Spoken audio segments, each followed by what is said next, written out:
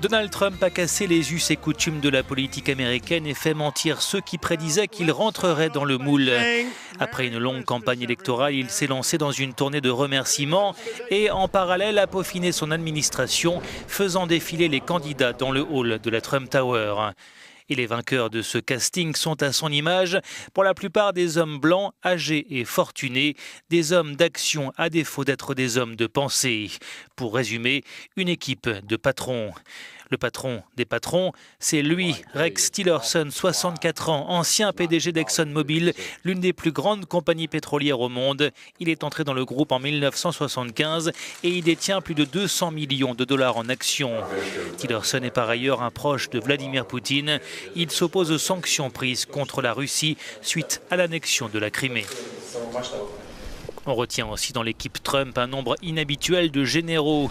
James Mattis, nommé à la défense, est connu pour son franc-parler et sa méfiance envers l'Iran. Quant à John Kelly, nommé à la sécurité intérieure, l'une de ses missions sera la construction d'un mur à la frontière mexicaine qu'il juge vulnérable. L'ex-officier Mike Pompeo, membre du mouvement ultra-conservateur Tea Party, prend la tête de la CIA, alors que le général à la retraite Michael Flynn occupera le poste de conseiller à la sécurité nationale. Il a été un opposant farouche à la politique étrangère de Barack Obama.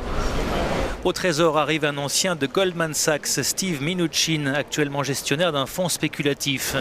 À droite, Wilbur Ross, dont la fortune s'élève à 2,9 milliards de dollars, est nommé secrétaire au commerce. Il s'oppose au traité de libre-échange nord-américain et à l'appartenance de la Chine à l'OMC. À la protection de l'environnement, Trump a placé un climato-sceptique, Scott Pruitt, idem à l'énergie avec la nomination de Rick Perry, qui sera notamment responsable de l'entretien et de la gestion des centrales nucléaires et armes nucléaires. Enfin, elle est l'une des rares femmes du cabinet Trump. Nikki Haley sera ambassadrice auprès des Nations Unies. Gouverneure de Caroline du Sud depuis 2011, elle n'a aucune expérience en politique étrangère. Thank you again very much. God bless.